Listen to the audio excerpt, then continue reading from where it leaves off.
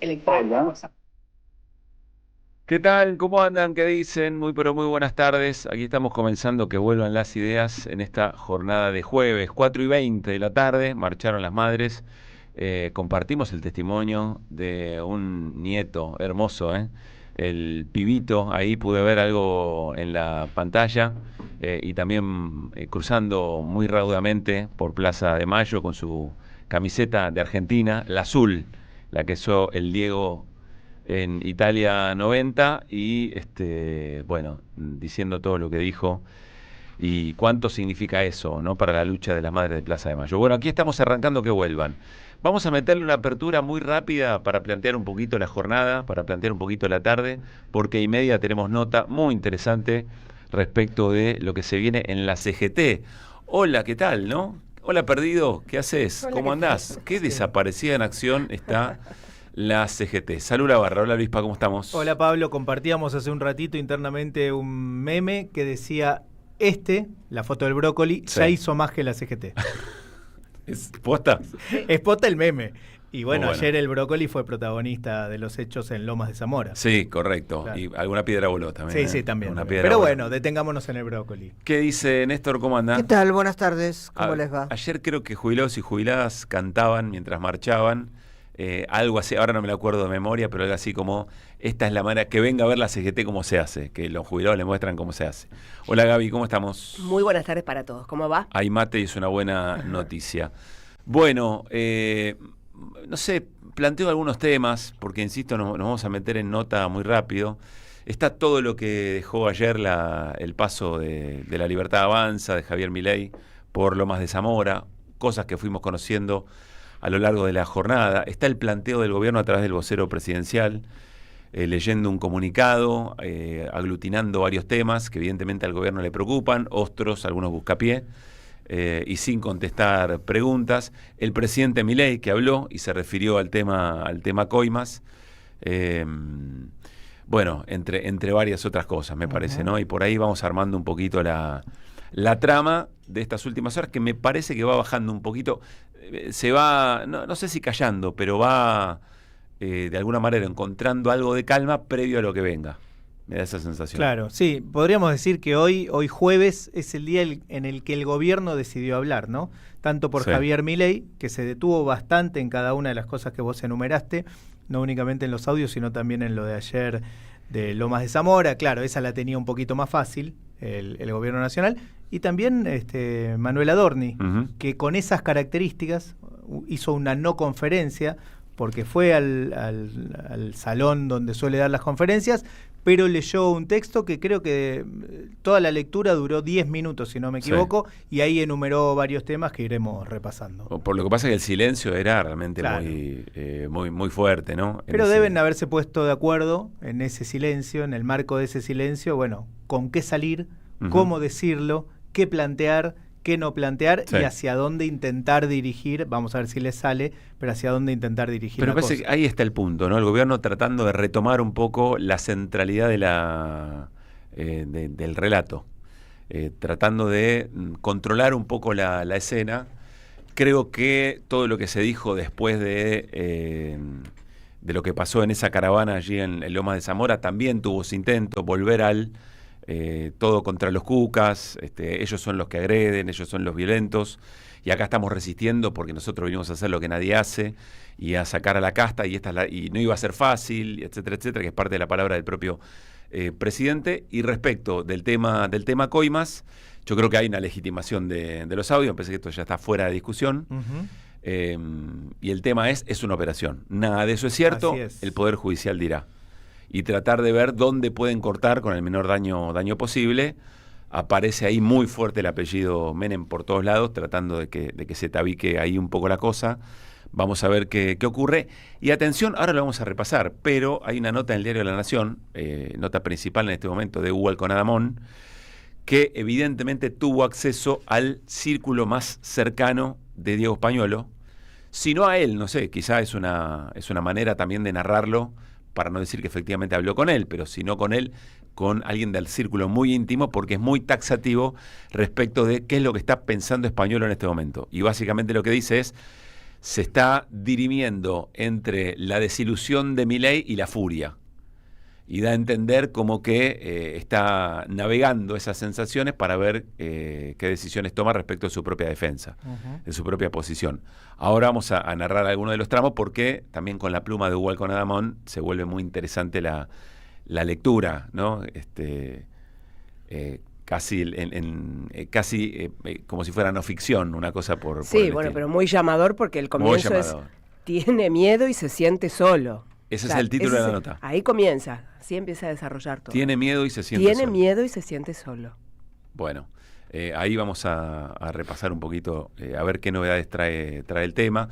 Creo que también ya está muy claro que la investigación va no solamente a lo que pasó en Andis y con Diego Españuelo, sino a todo el esquema de recaudación ilegal o presunto esquema de recaudación ilegal a través de un rol que el gobierno le da a la Suizo-Argentina para regentear todo el negocio de los medicamentos, ¿no?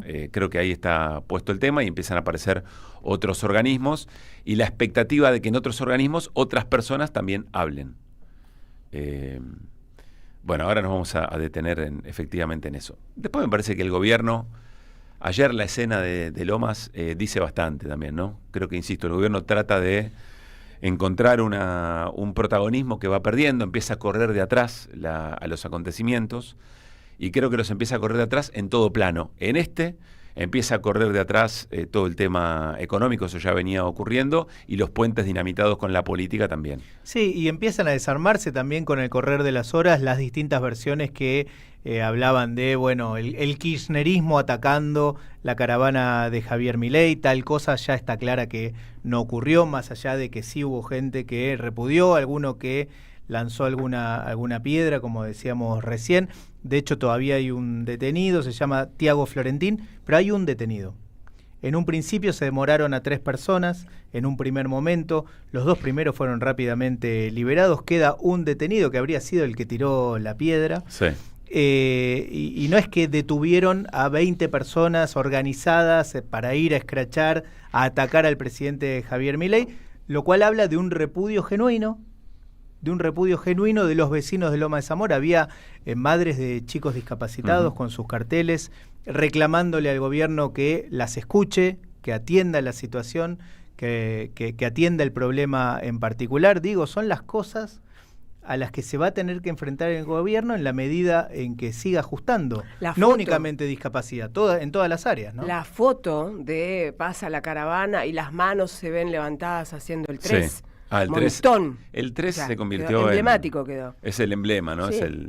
Es el símbolo del momento. Y Esper convertido en meme, que ahí también hay, más allá de lo gracioso, y son muy graciosos muchos de ellos, está claro que el gobierno pierde el pulso de la conversación digital. Intenta instalar la idea de los violentos son ellos y nos vienen a atacar a nosotros, que les sacamos todos los curros. En el momento que aparece la palabra curro en boca de Milei, en este momento parece un chiste. Francamente parece un chiste. Entonces ahí hay un elemento también de este tiempo. Uno nunca sabe en qué momento aparece algo que transforma todo lo que parecía no significarle costos al gobierno, empieza a pagar costos y se acumula, porque todo es acumulativo.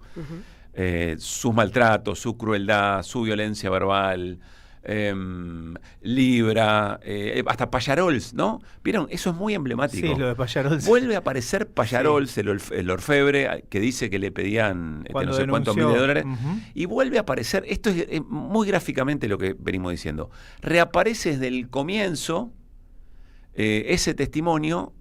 Y tiene peso en el hoy, no es que pasó y no, tiene peso en el hoy, efectivamente en el hoy, y bueno, y ahora pesa de otra manera, entra, digamos. Bueno, muy interesante lo que recuperaba ayer Julia Estrada, compartimos sí. Su testimonio en vivo mientras hablaba en el Congreso, toda la enumeración de distintas denuncias por corrupción desde antes de ser presidente, con lo cual uno podría preguntarse, bueno, ¿y te sorprende que esto esté pasando? Y bueno, al que lo sorprende que esto esté pasando es que no quería ver de qué se trataba la cosa. Bueno, ya nos vamos a ir a la charla, vamos a hablar sobre la CGT, lo que se le viene, porque se viene un congreso para renovar autoridades, ¿no? Claro, ayer hubo una reunión, son distintos sindicatos que forman parte de una confederación. Ayer hubo una reunión en Ezeiza con más de 140 sindicatos confederados participando, una suerte de plenario. Sí. Hoy se reúne, ahora mismo, está reunido el Consejo Directivo de la CGT para formalizar el cronograma de elecciones que culmina el 5 de noviembre con la elección de las nuevas autoridades. En el medio un montón de preguntas. ¿Qué tipo de CGT se va a elegir y qué tipo de CGT necesita este momento puntual, ¿no? Está bien. No es lo mismo. No es lo mismo. No es lo mismo. Néstor, de internacionales, ¿de qué hablamos en un rato? Vamos a hablar, por un lado, de lo que parece ser una candidatura de un argentino a la Secretaría General de Naciones Unidas. Cuando se renueve dentro de un año y pico la ONU, la Asamblea General, el secretario general tiene que ir un latinoamericano. Vamos a dar algunos nombres, y hay un argentino jugando ahí.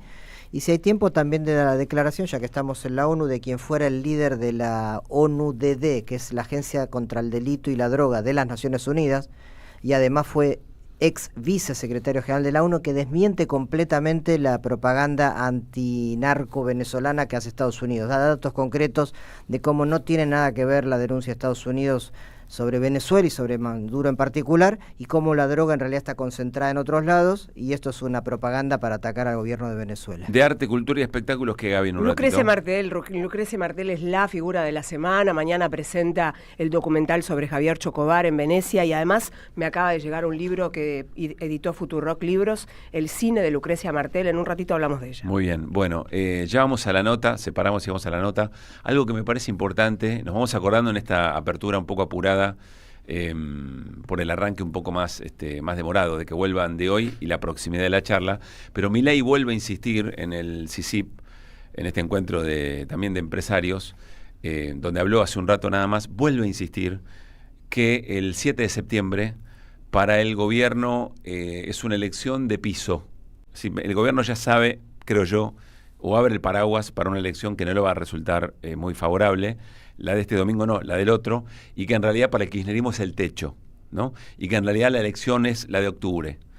Yo creo que el gobierno se va metiendo en un problemón, porque el gobierno pone todo el éxito del plan económico, de sus medidas, incluso dice va a bajar la tasa, se va a planchar la inflación, van a venir las inversiones de acuerdo al resultado electoral. Entonces la disputa, incluso hasta por la lectura del resultado electoral, resulta determinante para un gobierno que, si no puede demostrar que hizo una buena elección, vamos a ver qué significa una buena elección para el gobierno, pone en riesgo todo su gobierno, pone en riesgo su gobernabilidad. Más allá de lo que termine pasando con el caso español, que me parece que eso es parte de la escena, pero es un elemento específico. Ahora, supongamos que todo marcha en ¿no? Que encuentre una calma en esta escena. El gobierno encajona su posibilidad de seguir teniendo gobernabilidad en el resultado electoral, en resultados electorales que van a estar muy pero muy disputados, por lo menos en lo que sigue mostrando las encuestas, con una clara tendencia a la baja de la imagen del gobierno de Javier Milei. 4:33. Ideas que regresan en el magazine informativo de la 530. Que vuelvan las ideas. Hasta las 18.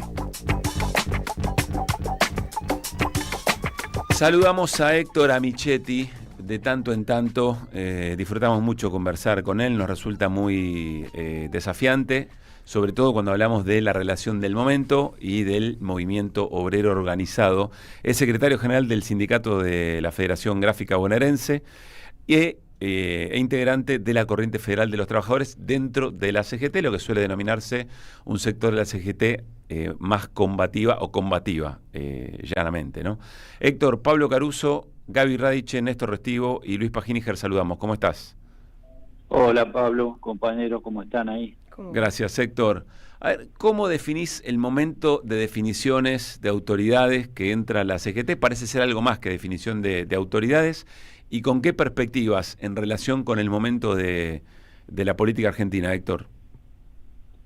Bueno, fíjate que en CGT, por supuesto que hay dos visiones distintas, claramente. Una que entiende que tiene que haber algún espacio de diálogo con el gobierno, que por allí aparece representada en lo que en los últimos tiempos han sido las reuniones de la mesa chica, ¿no? Que son grandes gremios en cuanto a número de trabajadores. Y después una fuerte corriente de organizaciones que estamos dando batalla una por una a las dificultades que se nos presentan con la política de este gobierno, y que pensamos que tenemos que tener una conducción claramente definida en una estrategia de confrontación con el gobierno. Para eso el planteo nuestro es que la unidad tiene que ver con esa estrategia y con los postulados que debe tener la CGT en cuanto a programa, en cuanto a puntos concretos en lo que nosotros como movimiento obrero tenemos que tener postura, deuda externa, política industrial, rol del Estado, esas cuestiones centrales que en algún momento la CGT lo tuvo en sus programas y que hoy no existe. Entonces, cualquier unidad que se dé por acuerdo dirigente y que no tenga esa guía y esa estrategia de confrontación con el gobierno, bueno, va a ser una prolongación de lo que está ocurriendo hoy, que pasamos de planes de lucha a espacios de diálogo y en definitiva siempre estamos retrocediendo, ¿no? ¿Y con qué perspectiva, Héctor, por cómo se están dando las cosas? Bueno, yo creo que es compleja porque de alguna manera ayer vimos una reunión convocada por varios sectores de la CGT, fue amplia esa reunión, fueron muchos compañeros, pero me parece que tiende más a poner el tema de la unidad en acuerdos de sectores sindicales o de dirigentes, y no creo que eso lleve a buen puerto. Paralelamente, y sin que fuera una contraposición a esa reunión que se hizo ayer en Ezeiza, hubo un interesante plenario de delegaciones regionales de la provincia de Buenos Aires, convocada por Abel Furlan, que es el secretario interior de la CGT, en la sede del Partido Justicialista.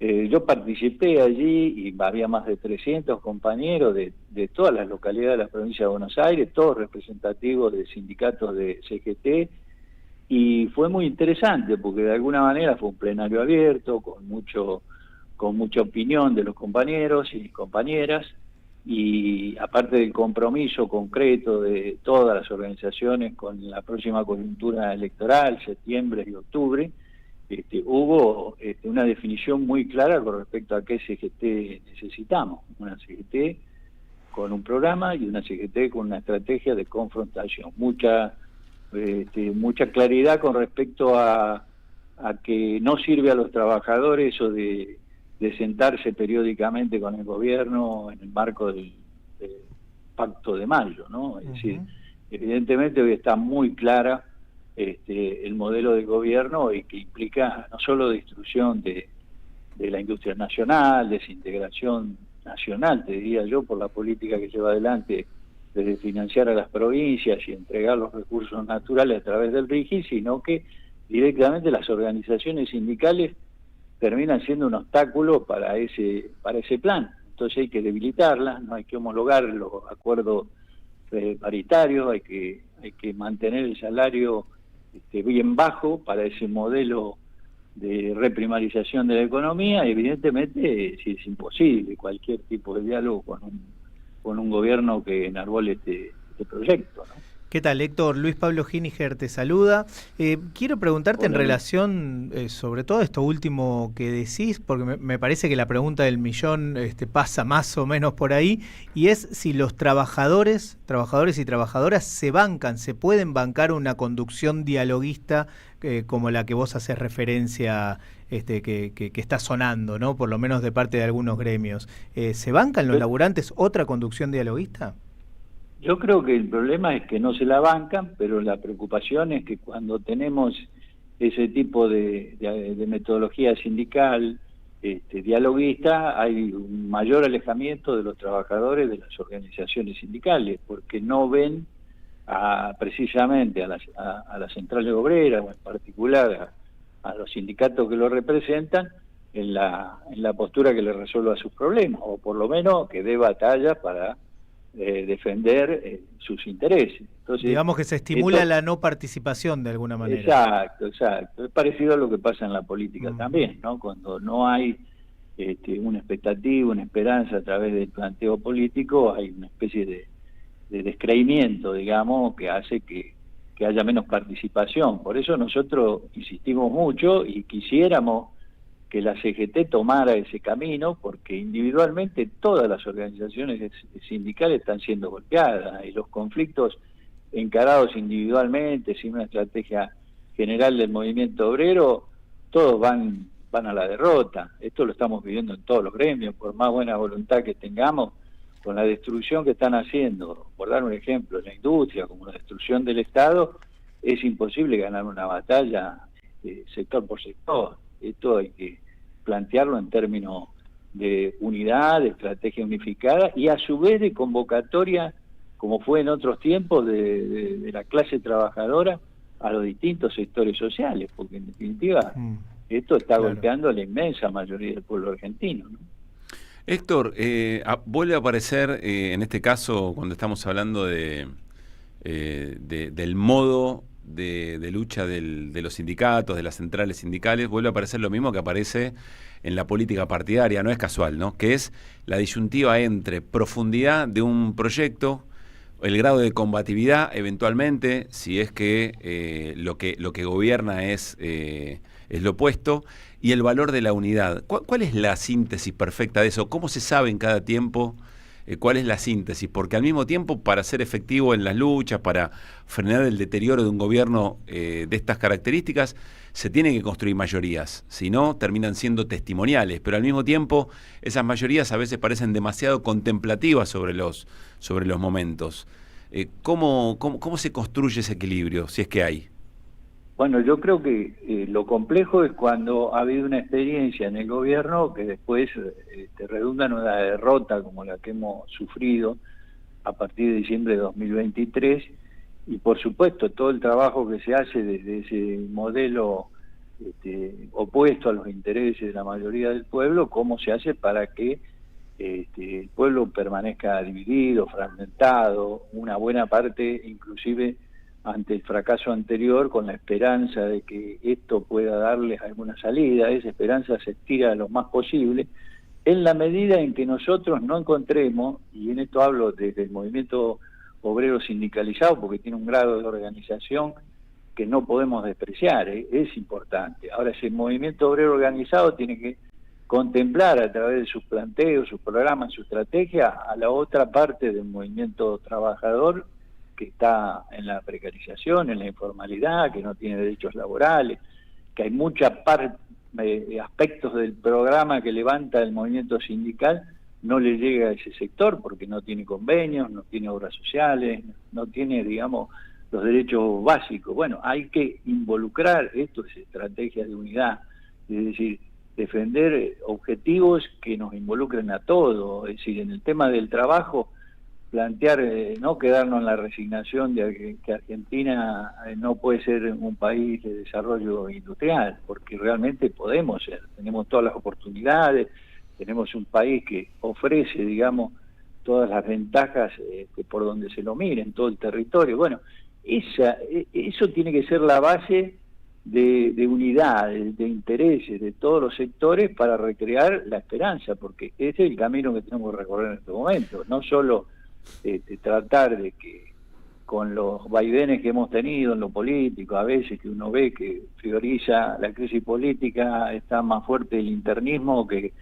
el debate sobre el proyecto superador que tenemos que tener, pero evidentemente nosotros no es solo ganar una elección, sino estar discutiendo cómo de la resistencia estamos preparados para que el pueblo vuelva a creer en una opción política y se genera entusiasmo en torno a eso. Uh-huh. A veces eso lo podemos hacer más fácilmente desde las estructuras, si tenemos las direcciones correctas, y otras veces lo tenemos que ir generando desde abajo, ¿no? Yo recuerdo que con el macrismo fue más la acción que vino desde abajo que lo que podíamos generar desde la propia estructura, como era la CGT o el Partido Justicialista, ¿no? Yo recuerdo que fueron 4 años de resistencia con una organización que surgía de abajo para arriba, ¿vale? Nosotros, en el caso de la Corriente Federal, fue un puñado de gremios que después se unieron con la CTA y luego se generó el Frente Sindical y tuvimos enormes batallas en las calles que no le dieron tregua al macrismo. Me parece que eso hoy está bastante más fragmentado, ¿no? Y en lo político muy cruzado por las internas. Eso lo tenemos que superar. Es el desafío más grande que tenemos en este momento. A ver, hablaste de internismos. ¿Vos ¿Estás viendo discusiones realmente caracterizadas de esa manera? Cuando decís internismo, me imagino que te referís a lucha de egos o de pequeños espacios de poder hacia adentro de una estructura, ¿o hay una discusión un poco más de fondo en términos de proyecto? ¿Qué estás viendo? En la CGT me imagino que es más de proyecto, ¿no? Me parece que ahí está un poco más claro por lo primero que nos contaste, Héctor.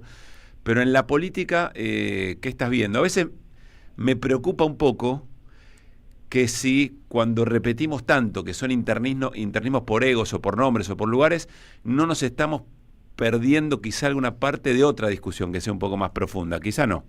¿Qué pensás? Yo creo que realmente la crisis política está en que vemos la política esencialmente desde lo electoral. Entonces tiene mucha preeminencia en las discusiones, en las divisiones, la cuestión de las listas, quiénes van a estar, quiénes van a influir más o menos en el armado de una lista frente a una elección. Ahí se pierde de vista para mí los temas centrales, es decir, ¿para qué vamos hacia una elección donde queremos tener más legisladores? ¿Cuáles son los temas que nosotros tenemos que intentar resolver con mayorías en el Congreso? Si debatimos esos grandes temas, que es cómo nos plantamos con la deuda externa, qué política tenemos con respecto al comercio exterior, qué política tenemos con respecto al rol del Estado, es decir, minimizamos este debate que tiene que ver con la cuestión de los posicionamientos en las listas y mirando nada más que la corta distancia de una elección. Yo creo que precisamente eso es parte de la crisis política que estamos viviendo y que es peligrosa porque a mediano plazo podría ocurrir de que terminemos ganando una elección porque el gobierno no le cierra su modelo y entra en crisis y se empieza a derrumbar, pero nosotros no estemos preparados para realmente cuando llegamos al gobierno tener la firmeza, la decisión de tomar las políticas que tengamos que adoptar, ¿no? Esto de alguna manera nos pasó en el 2019 y no debería volver a repetirse.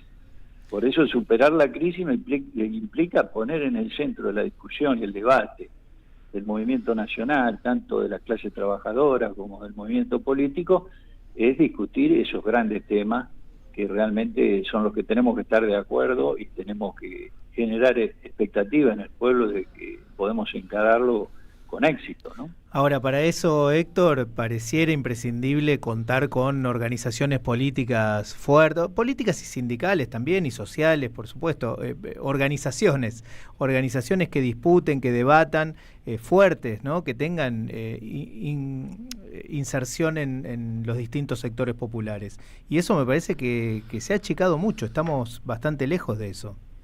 Sí, coincido con vos, pero digo, existen, están a veces hay espacios que se han debilitado, han sido cruzados por estos debates estériles, pero seguimos teniendo, digamos, yo creo que hasta por historia y por transmisión de generación en generación, un grado de organización, tanto en lo sindical como en lo político, que realmente es muy importante como para poder recomponer, ¿no? Uh-huh. Es decir, el movimiento sindical ha sido un debate histórico, un sector sindical más bien dialoguista, pero ¿por qué dialoguista? Porque considera que no hay posibilidad de construir demasiada fuerza o la fuerza suficiente desde la propia clase trabajadora. Entonces piensa más en ver, de vez en cuando tienen que pasar por la Embajada de Estados Unidos para tener una bendición, porque de alguna manera parece que eso les ayuda desde arriba ante el poder, tienen que tener punto de entendimiento con la Unión Industrial, y no con las pymes de repente, porque piensan que el poder está en esas grandes empresas. Y bueno, esa concepción sindical poco se puede esperar. En general se reacomoda según el viento de la historia, claro. ¿No? Héctor, pero sí. Te iba a hacer una pregunta técnica, porque pensando en la renovación de autoridades en la CGT, pensando en que a partir de noviembre, se supone que eso se ratifica hoy, a partir de noviembre habrá una nueva conducción, y si hubiera más de una lista, porque no llega a haber una lista de consenso, no se ponen de acuerdo. Entiendo que el sistema de votación es indirecto, lo que no termino de tener claro es si es un voto por sindicato, son delegados en función de la cantidad de afiliados que tiene cada uno de los sindicatos. ¿Cómo es el proceso electoral dentro de la CGT? No, es un congreso donde, de acuerdo a la cantidad de afiliados que tiene cada sindicato, tiene un número de congresales. Delegados. Por eso tienen mucho peso los gremios con muchos afiliados. Es bastante desproporcionado en ese sentido, ¿no?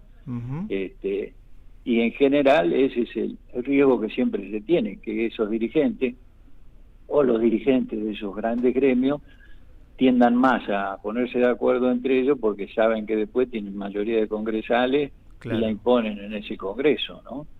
Nosotros en algún momento nos negamos a ser parte de la conducción, aunque nos daban espacio en la corriente federal, yo recuerdo en el Congreso del 2016, porque entendíamos que esa unidad que se proclamaba desde arriba era un acuerdo de sectores sindicales, en ese momento el sector de Barrio Nuevo, el sector de Moyano y algún otro sector, y no que era una unidad producto de decir, bueno, estos son los puntos sobre los cuales vamos a caminar en la CGT y esta es la estrategia que vamos a tener frente al macrismo en ese momento. Por eso, sin irnos de la CGT, sí no aceptamos ocupar cargos y creamos una corriente interna como la corriente federal. Hoy eso está más disperso, lamentablemente también la interna política influye sobre los sindicatos, claro.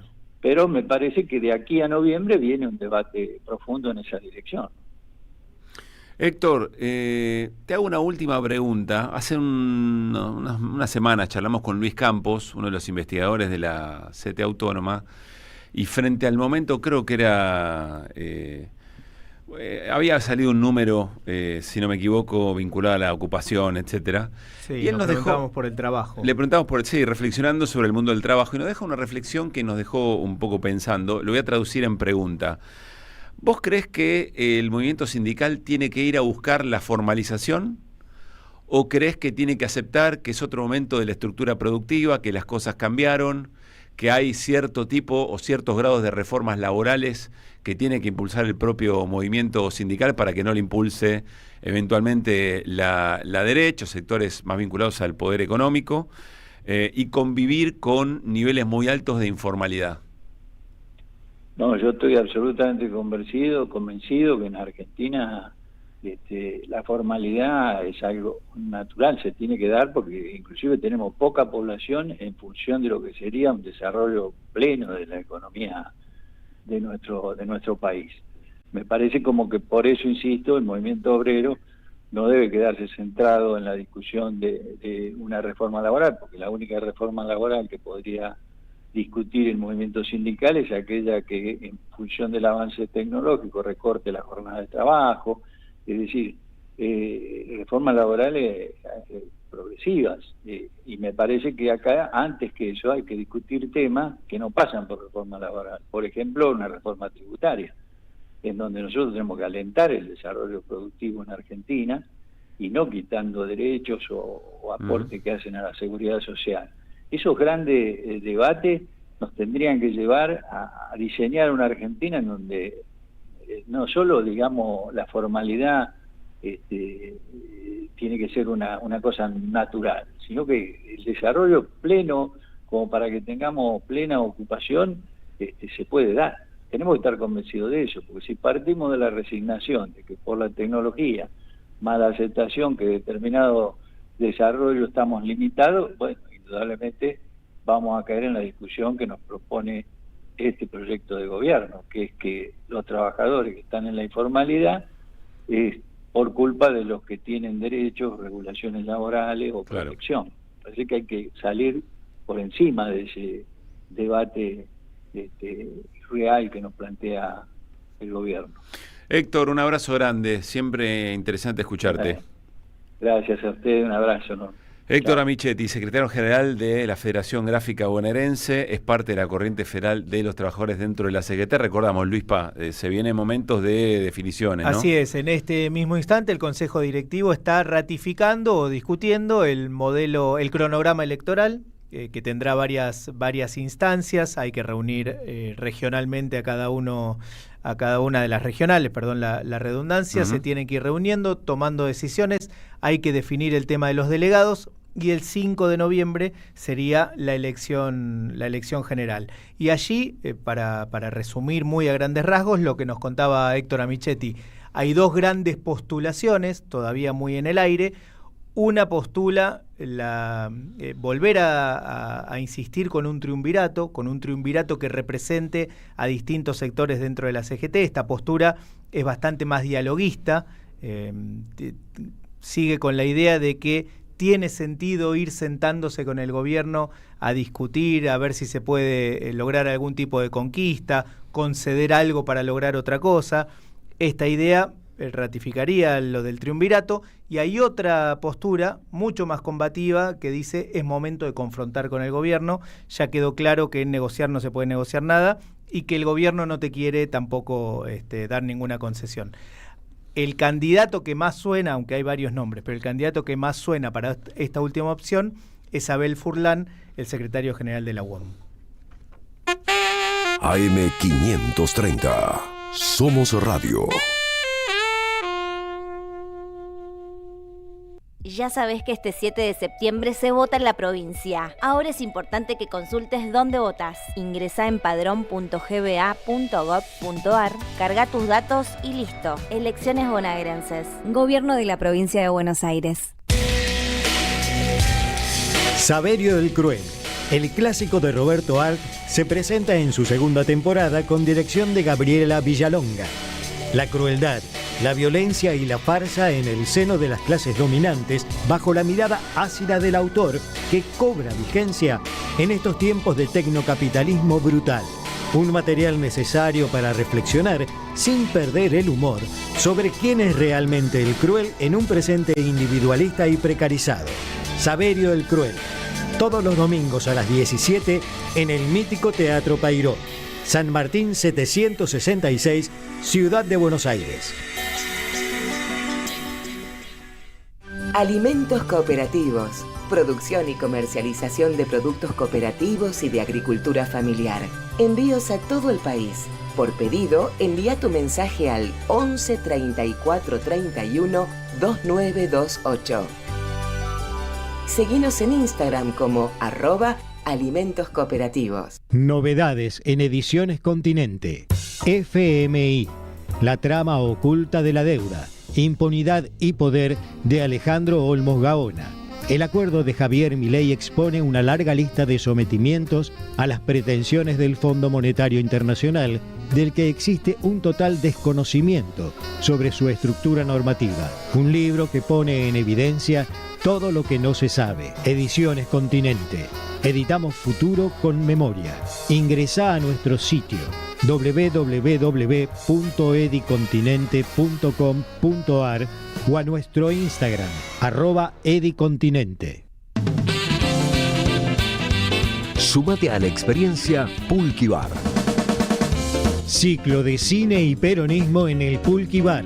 Desde el 1 de agosto, todos los viernes a las 19. 4 encuentros semanales, a cargo de Luis Frank, con invitados especiales en cada encuentro. Proyectaremos Juan Moreira, Los Hijos de Fierro, Operación Masacre y No Habrá Más Penas ni Olvido. Informes e inscripción al 11 60 12 86 10. Descuentos para grupos y parejas.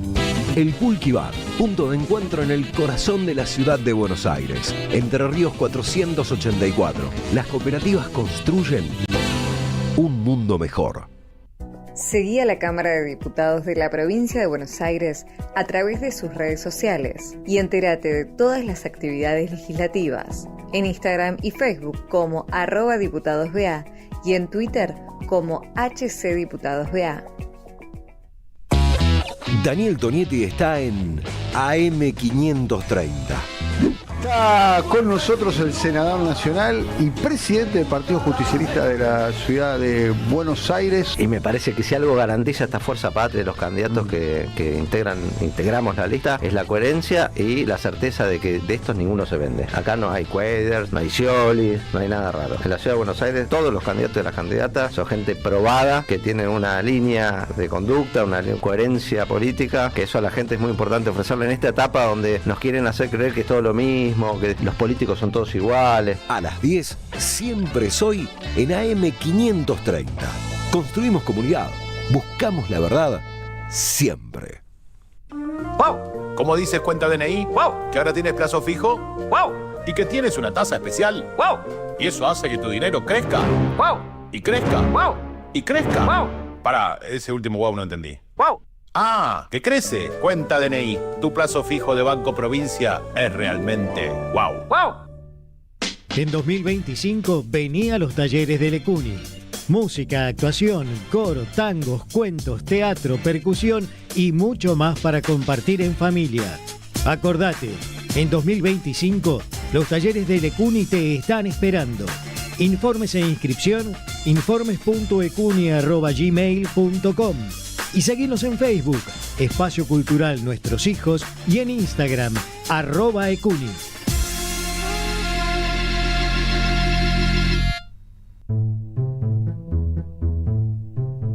Revista Acción, un medio alternativo 100% digital, una mirada cooperativista sobre el país y el mundo. Información, análisis y opinión. Porque otro mundo es posible, entra en Acción. En la web y en las redes sociales. www.accion.coop. AM530 Somos Radio. Buscamos la verdad siempre.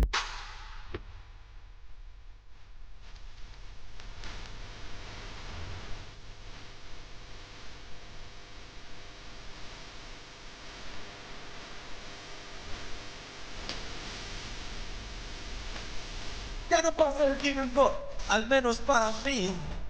Ya tomé pastillas y digo sin dormir. Miro los costados, nada en cámara. Ya no existen lazos, alguien hizo.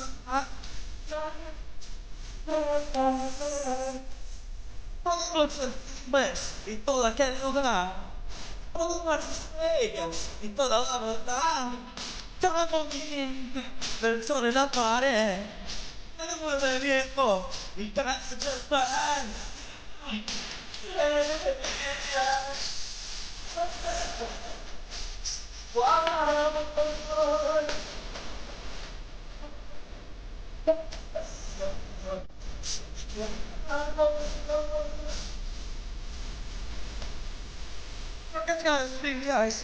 para los dos. No en este mundo tiene algún valor. Todo necesario puede proceder. Yo soy sospechoso como tu viaje. Pero todo el mundo, la radio, la verdad. 5 de la tarde, 2 minutitos, linda tarde, ¿eh? Lindos días vienen siendo, de hecho, en Buenos Aires y alrededores. Ayúdame, Gaby, que está, mirá, está recontra 21 perfilada. y algo, 21. 21 Sí, grados, perfilados. la temperatura en Buenos Aires y alrededores. Recién para el fin de semana se pone un poquito inestable el tiempo. Ya tendremos tiempo mañana de contarles un poquito eso. Hay fútbol hoy. Hay dos partidos que me parecen interesantes. Uno es el de Copa Argentina, Unión de Santa Fe, frente a River Plate, 21-15. No tengo en claro dónde juegan. En Mendoza. En Mendoza, muy Sí, bien. señor. Y hay partido de Primera Nacional porque juegan Quilmes frente a Alvarado. Son parte de la zona A. Alvarado está en zona de descenso y Quilmes está tratando de entrar al reducido. Zona A que lidera el Deportivo Madryn. Atención, con 50 puntos. A 3 del segundo. Ese torneo está en el momento en que empieza, para quienes no lo seguimos Sí, habitualmente, empieza a ponerse interesante, ¿no? Así es. Mirá, aparecen los haciendo la mea culpa de no seguirlo habitualmente. Sí, es un torneo espectacular, se pone muy, muy interesante. La Primera Nacional, qué difícil es ascender en el fútbol argentino. Está bien, más allá de hay 30 equipos, no sé cuántos equipos ya hay, pero más allá de eso es muy difícil la pelea por el ascenso.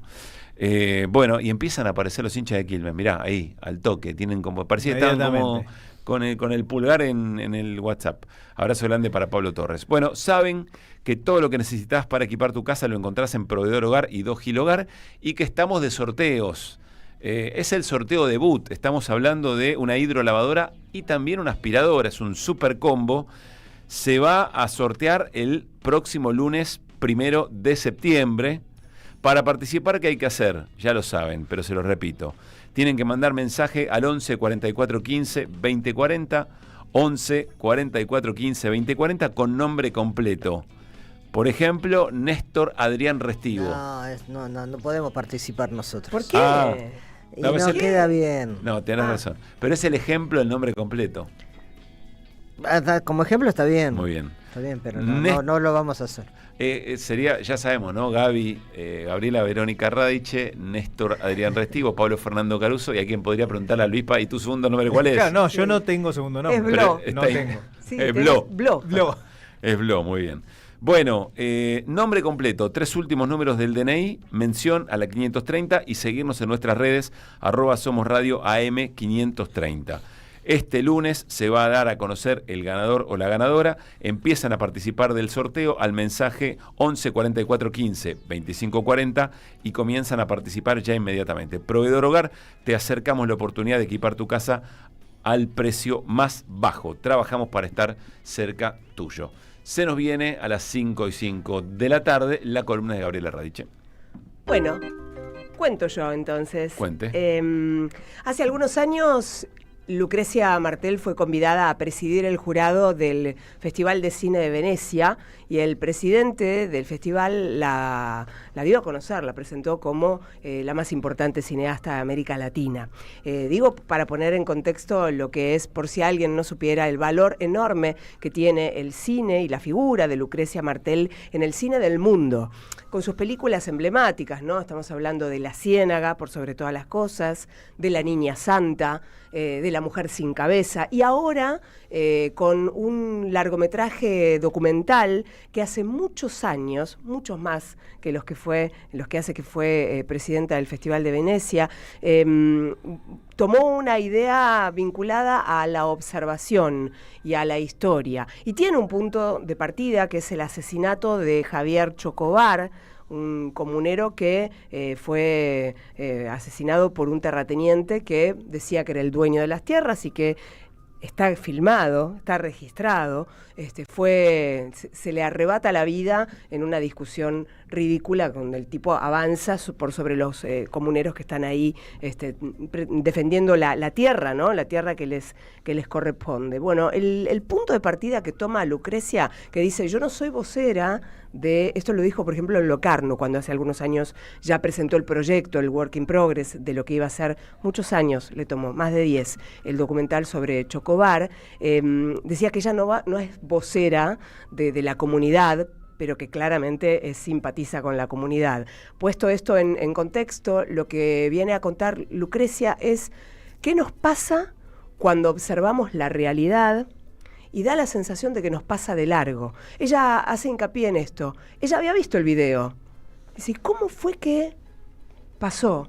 Me pasó, no digo inadvertido, se le pasó. Uh-huh. Entonces se preguntó una y mil veces sobre la posibilidad de parar y observar nuestra historia, y en virtud de eso también ver qué hacemos con esa sensación de la incapacidad de mirar al otro, ¿no? El cuestionamiento que hace Lucrecia, y veremos seguramente en breve la película ya terminada, mañana es el día de presentación en Venecia.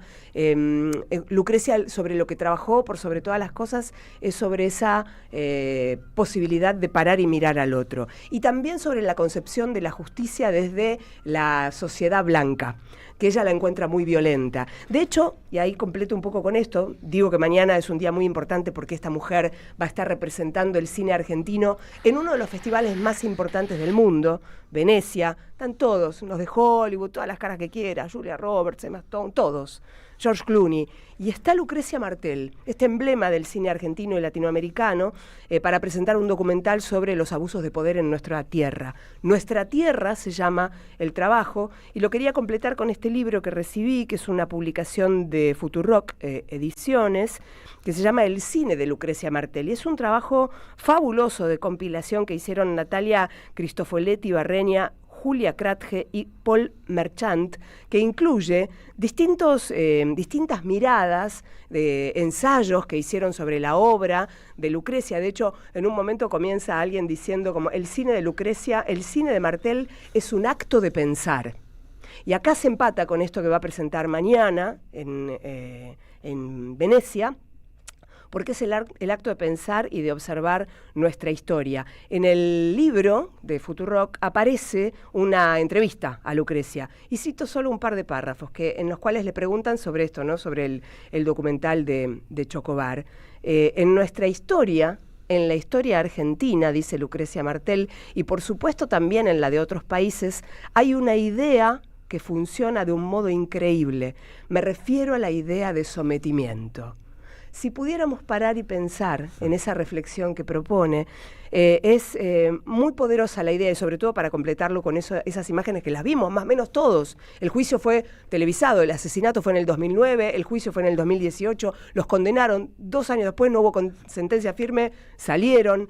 Y la gente sigue reclamando por su tierra. Lucrecia Martel es muy atenta a esto, dice, aquí no hay paz. Y habla del mundo, no solo de nuestra Argentina. La paz es algo que existe para quienes pueden vivir en paz. En ese sentido, creer que en el sometimiento es creer que se puede doblegar a un ser humano. Yo pienso que eso no se logra ni en Guantánamo ni bajo tortura. La verdad, las reflexiones de Martel siempre son muy poderosas, son corrosivas, pero parte de eso es como la contracara de lo que ocurre en una sociedad del mundo de los, pongo comillas, espectáculos, que da la sensación de que es muy liviana.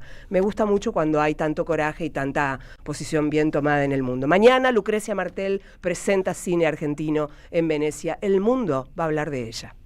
Ideas en el mundo. Néstor Restivo. Que vuelvan las ideas. Restivo. Internacionales. ¿Por dónde vamos, Carlos? Carlos. Néstor Carlos, Iba no, a saludar- Néstor no, Adrián, porque Néstor hay gente Carlos que era no otro. Néstor Carlos, Néstor en Carlos homenaje al Néstor. Iba a hacer otra cosa, iba a saludar a Carlos de Mare, que está en la puesta en el aire. Abrazo grande para Charles Escalante, tenía ahí que atender algunas cosas, así que gracias a nuestro compañero que se suma hasta las 6 de la tarde. Ahora sí, Néstor Adrián. Bueno, tuvimos un papa, ¿sí? Sí, claro. Tenemos una reina en Países Bajos. Máxima. Tenemos al dios del fútbol, Diego Armando. a un extraterrestre del fútbol. Messi. Lionel. Tenemos al número 1 del Organismo Internacional de Energía Atómica. ¿Lo tienen? Ahí ya. Grossi. Grossi. Tenemos, que no sé el apellido, a la amiga tuya, la número 1 del Organismo Sí, Internacional de Meteorología. Servicio Meteorológico. Celeste. Claro. O sea, ¿qué más, No me acuerdo el apellido. ¿qué más podríamos tener para la argentinidad al palo? Secretario o secretaria general de Naciones Unidas. ¡Epa! No sé si estamos para eso. Y bueno, Claro, depende de quién. depende de quién. A ver, en Claro. 2027, a inicios del 2027, falta nada, ya estamos en Navidad, un año de monedas. Nada. Se renueva la conducción de la Secretaría General del Organismo de Naciones Unidas, la ONU, y le toca a América Latina, porque los cargos desde que se creó en San Francisco, después de a fines de la Segunda Guerra Mundial, Naciones Unidas, le toca por continentes a quien es el que hasta ahora siempre fue un hombre, el titular de las Naciones Unidas. Hubo nacionalidades como la de Noruega, hubo Suecia, hubo Birmania, hubo Austria, hubo Perú, Pérez de Cuéllar, ¿lo recuerdan? Era la Sí, época de sí, Malvinas. claro. Pérez de Cuéllar fue el único latinoamericano secretario general de Naciones Unidas. Hubo de Egipto, de Ghana, de República de Corea y actualmente Antonio Guterres, que es de Portugal, por la Unión Europea. En 2027 tiene que haber un latinoamericano ahí. ¿Quién se postula? Alguien que mencioné, que no es Messi. Es Rafael Grossi. Este hombre que llegó a la conducción de la Organización Internacional de Energía Atómica, que en realidad es un diplomático de carrera, fue embajador en Austria, fue embajador en Eslovenia, en un par de países más, generalmente del centro de Europa, es politólogo egresado de la Universidad Católica Argentina. En los últimos meses tuvo alguna polémica porque, bueno, el tema nuclear cobró vuelo otra vez por dos cuestiones, por la guerra en territorio ucraniano entre Rusia y la OTAN. Ucrania es el país, creo que del mundo, que tiene más centrales atómicas. Entonces la posibilidad de que haya un accidente ahí tiene en vilo a la humanidad, y él fue a inspeccionar eso, a ver si las bombas de Rusia no tocaban alguna central en particular y demás. Y cuando fue el ataque de Israel a Irán para justamente interrumpir su desarrollo atómico, también tuvo cierto protagonismo, y según Irán, que lo declaró persona no grata, las inspecciones que hizo la OIEA en Irán antes del bombardeo de Israel, Irán sospecha que eso sirvió también, no está probado para nada, que se lo usó Israel para atacar en puntos clave al No está proceso. probado, tampoco está descartado que el organismo haya sido Tuvo algunas declaraciones, de alguna Grossi, manera funcional que no al fu- ataque israelí, digamos. Sí, alguna cosa que dijo Grossi quizá no debió haber sido más diplomático en términos, a ver, de Israel se sabe que es un país que tiene armamento nuclear, que tiene desarrollo nuclear a pesar de la prohibición. Recordemos que el desarrollo nuclear solamente podrían tenerlo los países miembros del Consejo de Seguridad de la ONU, ninguno más, y sin embargo se sabe que la India, Pakistán e Israel tienen armas nucleares. Sí. Y otros países que quieren avanzar en el desarrollo atómico, inclusive Argentina, así sea para la paz, como lo es, siempre encuentran en Estados Unidos y en los poderes fuertes de Occidente una traba. Y a Irán le pasa lo mismo. Y a Israel sí se le permite. Bueno, entonces ahí la declaración de Grossi quizá no fue del todo feliz, o por lo menos equidistante, ¿no? Bueno, este hombre es el que ya dijo ayer que va a ser candidato, no quiere decir que sea secretario general, hay competencia. Perdón, ¿es una decisión personal No, o es pero una si- decisión de Estado? Es una decisión de Estado, pero vos te tenés que mostrar dispuesto a hacerlo. claro. Porque a vos, Argentina, te puede decir Pablo Caruso, vos querés ir, vos decís, no, entonces Argentina se queda sin tu candidatura. No, está bien, pero quiero saber si es el candidato del gobierno. No, Argentina va a hacer lobby por eso como sea que sea habitualmente. Bueno, salvo el caso del Papa, que es un cónclave, pero en cuanto son organismos multilaterales, es el Estado el que lleva su propuesta, ¿no? En este caso, la competencia principal que va a tener Grossi en el 2027, no sé si todas las personas que Perdón, habían quizá estoy preguntando más de lo que a esta altura podemos responder. Pero lo que quiero saber es si el gobierno de Javier Milei dice, queremos presidir Naciones Unidas y queremos que Grossi sea... Hasta ahora no he escuchado nada Ah. del gobierno de Milei, pero si Grossi se quiere ser candidato, entiendo que cualquiera sea, salvo que haya una enemistad manifiesta, si es un peronista el que quiere ser candidato a secretario general, probablemente Milei salga a hacer campaña en contra y viceversa. Si es un libertario y hay en el 2027 un gobierno nacional y popular, posiblemente no lo apoye. Pero normalmente no es que vos te candidateás porque sos Juan Pérez, tenés un respaldo del Estado. Sí, bien. Las personas que van a competir, posiblemente, porque no dijeron todavía si quieren o no ser, o mejor dicho, dijeron que sí quieren, pero no se autopostularon como sí lo hizo Grossi ayer, son todas personas de bastante trayectoria también, ¿no? Por ejemplo, Rebeca Greenspan, que es una economista de Costa Rica muy respetada a nivel internacional, participó de muchos organismos del sistema interamericano y también de la ONU. La expresidenta de Chile... ¿Con qué pierna patea? No sabemos. ¿Cómo, perdón? ¿Con qué pierna patea tiro libre? Todas las que voy a mencionar son gente bastante progresista. Bien. ¿No? Michelle Bachelet, que fue presidenta de Chile y que fue funcionaria del tema de mujeres y temas de paz en Naciones Unidas. Está Alicia Bárcena, bastante conocida en la Argentina porque fue la secretaria ejecutiva de la CEPAL en Chile. Ella es mexicana, muy respetada también. Y María Fernanda Espinosa, es la que menos datos tengo, que es ecuatoriana, pero todas estuvieron en algún puesto expectante en Naciones Unidas, es decir, que en general los que se candidatean tienen un rol ahí ya previo. Y en el caso justamente del argentino Rafael Grossi, este organismo internacional de energía atómica, OIEA, es parte de la familia de organismos de la ONU. Falta bastante, insisto, falta un año y pico, Sí, pero esta hay una carrera que empieza a... Esta es la charla con Néstor que dentro de, ¿cuánto? ¿Un año? Y un año y 4 o 5 meses. Bueno, ponerle la espuma empieza antes. Dentro de un año, ¿se acuerdan cuando Néstor nos dijo... La cinta Gonzalito. En un jueves en el que estábamos hablando sobre la reaparición de Adorni, el caso español, etc. El brócoli. El brócoli, ¿se acuerdan? Ahí nos dijo Néstor, che, guarda porque... Y después, bueno, nos volvemos todos fanáticos. Y tenemos el antecedente de...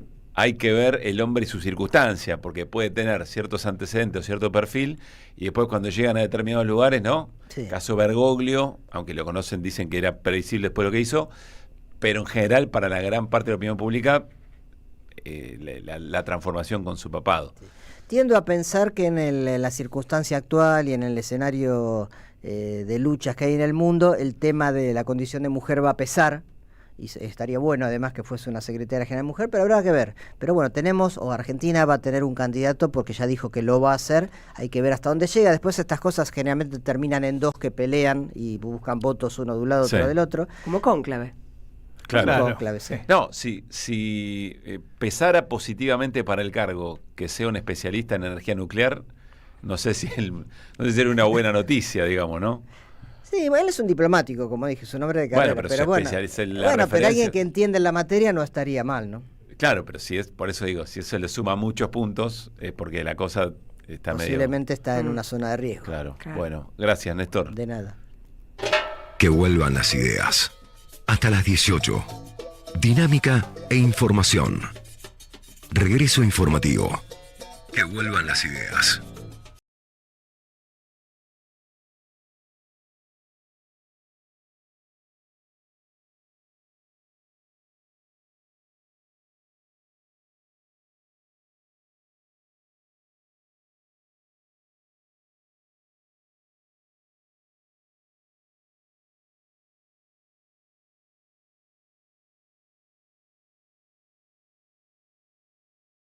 Al tema universitario, recordemos, en pleno conflicto, los sindicatos de todo el país están llevando adelante medidas de fuerza, inclusive la semana que viene, de cara a la marcha federal. Esta vez fue el turno de la Universidad de Buenos Aires. El Consejo Superior votó por unanimidad redactar un documento / carta que le fue presentado al Poder Ejecutivo. En ese documento detallan en particular la situación de la Universidad de Buenos Aires, pero de las universidades nacionales de todo el país, los problemas que están teniendo para poder seguir abriendo sus puertas, y en particular hacen énfasis en los salarios docentes y no docentes. Es un documento muy completo, insisto, votado por unanimidad por el Consejo Superior de la UBA, lo cual es mucho decir. El rector de la universidad, Ricardo Helpi, es el que lo envió al Poder Ejecutivo formalmente, y también se envió una copia al Congreso y al Ministerio de Capital Humano, donde funciona la Subsecretaría de Políticas Universitarias. Y otra noticia que tiene que ver con el mundo universitario, ustedes habrán visto, se viralizó un video de un enfrentamiento, llamémoslo así, entre distintas agrupaciones de la Facultad de Derecho de la UBA, y ahí es interesante señalar dos cosas. Primero, en la militancia universitaria hay una suerte de folclore, no todo folclore es bueno necesariamente, pero hay un folclore instalado como en el barrio, digamos, a la hora de hacer política. Estamos compartiendo, para quienes nos siguen por nuestro canal de YouTube, las imágenes de la Gresca, digamos, ¿no? Claro, se armó ahí una trifulca que... Para folclore... Sí. Faltan guitarras, digamos, ¿no? Permitime que te sobran boleadoras, faltan guitarras. Que te complete lo del folclore. Sí. ¿En qué consiste el folclore? Bueno, las agrupaciones universitarias defienden el lugar donde sientan su militancia. Sí. ¿Esto qué es? Como sea se defiende. Como sea se defiende. ¿Esto qué es? La mesa donde ubican los volantes o los materiales que distribuyen, las paredes con carteleras donde cuelgan sus afiches. Eso se defiende y como en quien general, defiende un paredón para pintadas en igual, es exactamente lo mismo que en el barrio. Se defiende el paredón blanqueado con cal, pintado encima. Ese paredón, si me lo pintas encima, mañana te lo pinto de nuevo y me quedo parado a ver si venís a pintarlo encima. Aparte de ese folclore es quedarse para sostener que no se vaya tu pintada. Claro. Eso es el folclore, y hasta ahí el folclore. Es raro que pase a este grado, digamos, ¿no? Que del folclore, algún insulto, alguna bravuconada, se pase a las piñas. Y eso habla del contexto. Sin dudas eso habla del contexto, un contexto de violencia. En este caso fueron agrupaciones peronistas contra agrupaciones libertarias. Y bueno, pasó a mayores, digamos, ¿no? Que es un riesgo que existe siempre, que pase a mayores, pero cuando el contexto... En general hay un código, nadie se quiere caer a trompadas, ni terminan peleándose entre agrupaciones, pero bueno, se intenta defender y bueno, si se llega hasta las últimas consecuencias, se ve. Estás queriendo como asignarle el peso que debe. Por un lado hay una tensión habitual. Hay una tensión habitual, eso no es novedad, eso no es novedad para quien sigue los temas universitarios, no hay novedad ahí, pero sí es raro que se produzca un enfrentamiento que llegue a las piñas, y eso tiene que ver con el contexto de violencia instalado, la tensión, probablemente el tipo de palabras y modos que se utilizaron en ese enfrentamiento. Los libertarios llevan consigo un modo nuevo que no es tradicional en la política, ni universitaria, ni de ningún lado. Bueno, lo ves en el Congreso, Así mirá es. si no lo vas a ver entre Tal los cual, pibes. tal en la cual, lo facultad. ves en el Congreso, mirá si no lo vas a ver en la facultad. Así que bueno, simplemente para mencionarlo, se viralizó mucho, está en todas las redes sociales, darle un pequeño contexto a eso que seguramente muchos oyentes pudieron ver. Hablando de eso, si me Sí, permiten, también claro. se viralizó, pero esto lo tapó, una tremenda trifulca en el Congreso de México. Se dieron unas cuantas piñas, un diputado del oficialismo de Claudia Sheinbaum, de Morena es el partido, y un diputado del PRI, opositor. Y se dieron lindo. Yo me acordaba ayer los de Pagano y Se dieron Lemoyne, lindo. y no llegaron a tanto. No, ¿viste? no hubo escenas de Pues pugilato. nosotros a veces No, ni siquiera. nos asombramos de algunas cosas acá, pero esto de la Facultad de Derecho que cuenta Luispa, o lo de ayer en el Congreso mexicano, a veces se caldean los ánimos en algunos... Sí, pero tampoco es habitual ver esas imágenes ni siquiera en... En los congresos se dan, en el Congreso de Rusia, de Corea del Sur, Está, pero de no Japón, en se México, suelen... no aparecen historias. Sí, aparece algún lugar Sí, perdido. alguna trifulca hemos pasado alguna vez en televisión, sí, por supuesto. Pero de piñas así, hay congresos que son más violentos que el nuestro. No, acá a lo que pesar de pasó los fue personajes Sago. estrafalarios que tenemos hoy en el A Congreso. Sago lo levantaron a trompadas de la banca. Sí. Después supimos hasta con el aval del propio presidente de la Cámara, ¿no? Bueno, Graciela Camaño. No, eso fue una comisión. En una comisión, sí. pero se vino el tortazo Sí, ahí, ¿no? un sandonazo. Sí, ¿no? exactamente. A Carlos Kunkel. A Carlos Kunkel. Ni más ni menos. Bueno, hablando de Congreso, finalmente la oposición logró destrabar la comisión investigadora Libra en la Cámara de Diputados. Maximiliano Ferraro, de la coalición cívica, será el presidente, o ya fue designado como presidente de la comisión. Y a partir de ahora, atención, porque tiene atribuciones muy importantes y sobre todo porque es una causa que tiene muchos elementos ya a la luz. Entonces, a partir de esto van a poder, entre citaciones y pedidos de informes y investigaciones, etcétera, van a poder avanzar y mucho con el caso Libra. Que además es la investigación del caso Libra con el caso Españolo ya muy prendido fuego, Claro. con lo cual me parece que ahí la situación es doblemente compleja para el gobierno. Y sí, porque hace también al contexto, ¿no? Vos Claro. mientras discutís el tema Libra, estás viendo qué discute la sociedad en relación al tema español. Exactamente. Bueno, hablando del caso Españolo, les mencionamos, hay una nota que todavía es la principal en el portal del diario La Nación, escrita por el colega Hugo Alconadamón, que parece haber tenido acceso a el círculo íntimo de Diego Españolo. Y entonces el título es: Diego Españolo hoy dice que el gobierno le ofreció abogados, evalúa presentarse como arrepentido y afirma que teme por su vida. Vamos a leer algunos tramos de la nota porque, insisto, hay una narrativa o hay una hay una literatura, si ustedes quieren, y además por el tema, nos genera mucho interés. Tiene miedo y se siente solo, es la primera frase. Dice que el gobierno le envió un emisario que le ofreció 2 estudios de abogados. Dice que los rechazó, pero tampoco resolvió cortarse solo.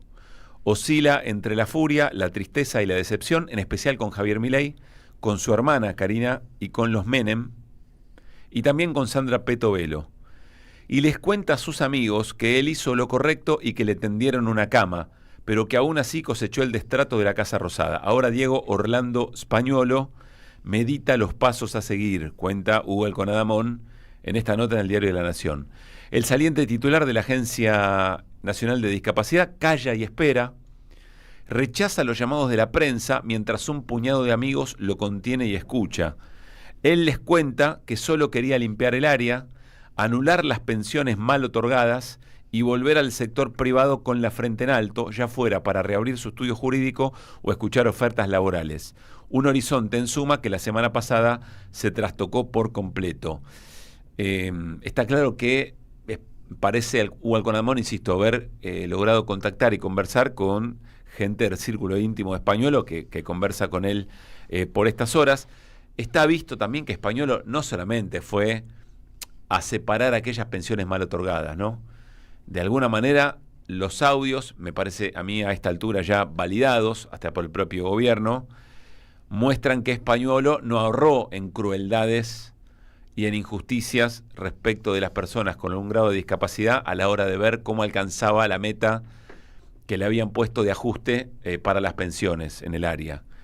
Y que además tenía intenciones de morder algo más. El audio en donde él dice lo poco que gana y que en realidad no le dejaban morder algo para poder tener una vida, para poder llegar a fin de mes en su vida en el country, en los viajes y todo eso, demuestra otra cosa, pero bueno. Sigo con la nota, dice, Diego es un bocón, sí, pero porque no tenía experiencia política previa, entonces hablaba con cualquiera como si fuera un ciudadano más. Lo defendió uno de sus amigos que accedió a dialogar con La Nación durante los últimos días. Lo que nunca imaginó es que le iban a intervenir el teléfono. Evidentemente ya hay algún testimonio que alguien lo acerca y por otra parte, otra de las conversaciones en las que no es en un lugar público tiene pinta de ser una conversación intervenida, ¿no? La grabación más sensible corresponde a un café o restaurante, no una escucha telefónica, aclara La Nación. Sí, pero otras son escuchas telefónicas, hay de todo, dice el interlocutor.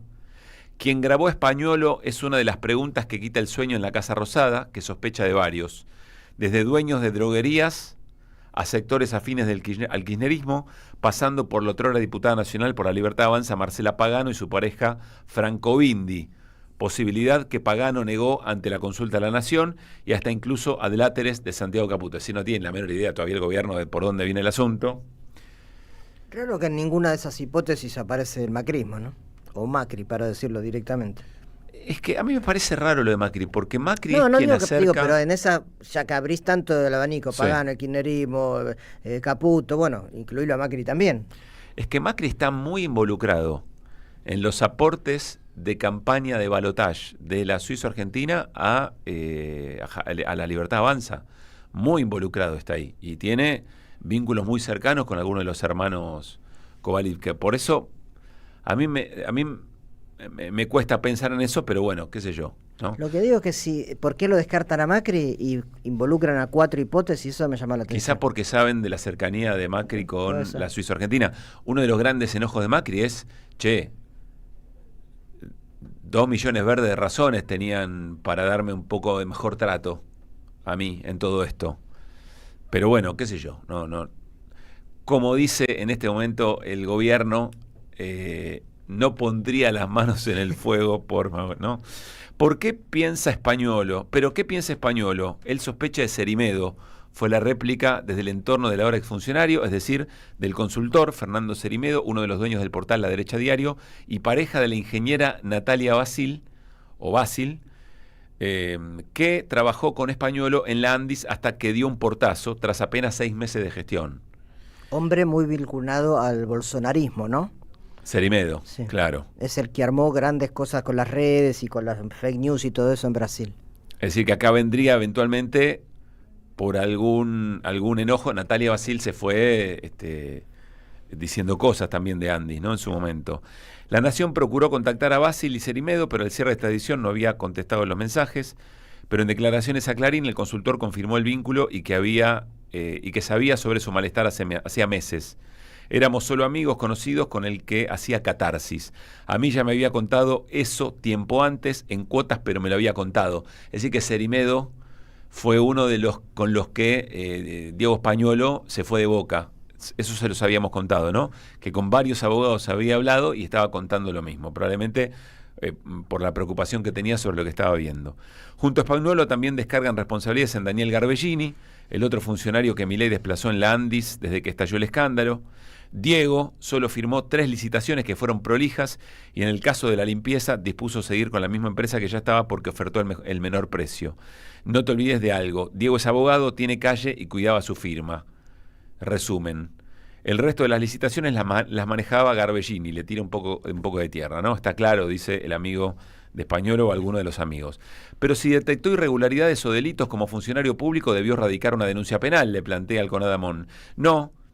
En esos momentos ya había una investigación judicial abierta en manos del fiscal Rívolo y de Giorgi, que abordaba precisamente esos temas y que efectivamente después se archivó. ¿Y por qué no se presentó en los tribunales de Comodoro Pi desde que estalló el escándalo? Porque no está imputado, dice otro allegado. Hoy, insisten aquellos que dialogan con él, Españolo tiene miedo de vida. O más prosaico, está cagado hasta las patas. ¿Por qué? Porque no sabe a qué atenerse, dicen. Así, sus allegados no descartan que se presente como imputado o colaborador, es decir, como arrepentido, pero tampoco que cierre filas con la Casa Rosada, según cómo se muevan en el gobierno el fiscal Franco Picardi y el juez Sebastián Casanelo y él mismo. Desde el gobierno le mandaron a Santiago Viola y a los Anzorregui, que es lo mismo que decir los Menem,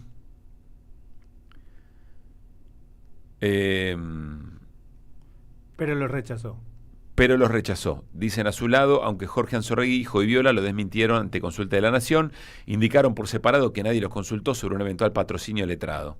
Hoy el ex titular de Andis, al que en octubre pasado el presidente Milei le firmó un poder general para representarlo en los tribunales, medita sus siguientes pasos en soledad. Su otrora pareja vive hoy en España, su madre en Bahía Blanca, su hermano afronta problemas de salud. Por eso se apoya en amigos de confianza a los que clarificó su parecer. Si yo hablo, armo un quilombo padre, llegó a decirle a uno de ellos. Si eso es cierto, no se condice con que haya borrado todos los mensajes que cruzó con Javier y Karina Milei en los teléfonos que entregó a la justicia, plantea Alconadamón. Hoy los teléfonos no son Nokia, lo defendieron. Todos tenemos todas nuestras vidas en los teléfonos. Y si Diego habló de otras cosas con Javier Milei, ¿por qué tendría que salir eso a la luz? Tiene lógica que los haya borrado. Se trata de evidencia judicial, dice Alconadamón. A ver, él siente que lo usaron y terminó metido en un baile que no era suyo. Él dice que le transmitió sus inquietudes a Petovelo y que ella le fue con el cuento a Milei, que lo llamó para escucharlo. Conclusión, Karina le dijo después que él con Javier no iba a hablar más. Bueno, ahí está la nota de Hugo Alconadamón, que para mí es muy interesante porque ratifica un montón de cosas, un montón de piezas que se venían efectivamente contando. Varias las comentamos acá. Que Españolo habla con Petovelo, que Petovelo habla con Milei, que va a una charla con Milei, que le cuenta todo a Milei tal cual él lo narra en algunos de los audios, y que después lo llama Karina Milei junto con Lule Menem, y que Karina Milei le dice, mira, lo que te diga Lule Menem es como que te lo diga yo. Y a partir de ahí uno intuye todas las preocupaciones de Españolo, que fue haciendo catarsis muy bocón, dicen algunos de sus amigos, con otros personajes, ¿no? ¿Cómo sigue esta historia? No se sabe. Lo que parece quedar claro a partir de lo que cuenta Hugo Alconadamón es que Españolo está relojeando un poco. Yo creo que debe estar un poco oteando posibilidades, a ver quién le ofrece un mejor porvenir después de esta situación. Si los jueces por arrepentido en bajarle la responsabilidad de lo que efectivamente tendrían el esquema, o si el gobierno le da una mano como para cerrar todo de alguna manera que lo afecte lo menos posible. Le estarán diciendo, mirá, andá y decí que en realidad todo lo que dijiste estabas queriendo hacerte el canchero con tus amigos, qué sé yo, ¿no? El problema es que la investigación sigue avanzando y va descubriendo muchas irregularidades en el rol de la Suizo-Argentina en distintos organismos, ¿no? Vamos a ver cómo se dan efectivamente las cosas. Me imagino que además de todo esto, y cerramos, el devenir del gobierno va a ser importante para lo que Españolo decida. Pienso, si le va bien, más o menos, o mal en las elecciones del 7 de septiembre, alguien estará olfateando, como el resto de los agentes de la economía, como el Poder Judicial dirá, bueno, ¿en qué situación queda el gobierno de Milei? ¿Con qué debilidades? Pues entonces, ¿qué garantía tendrá ese gobierno para ofrecerme algo que me ayude o me entierra? Y entonces mi mejor posibilidad es ir a contar, como le dijo algún amigo que habló con Alconadamón, si yo hablo, se arma un quilombo padre, ¿no? 5:37. El cafecito político, Juan Carlos Junio. Que vuelvan las ideas. ¿Qué nos dirán por no pensar lo mismo ahora que no existe el comunismo? El cafecito político. Somos del grupo Los Salieres de Charlie, le robamos melodías a él. Junio.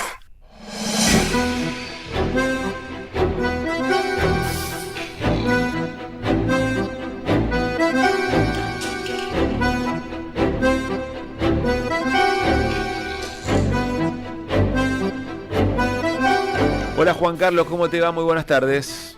Muy buenas tardes, ¿qué tal? ¿Cómo andan las ideas por ahí? Estamos bastante bien, equipo completo, digo porque siempre andás extrañando a alguien, estamos todos. Y quiero decirte también, o quiero recordar que es un cafecito con ánimos de charlar sobre las cosas que nos pasan muy en situación de bar.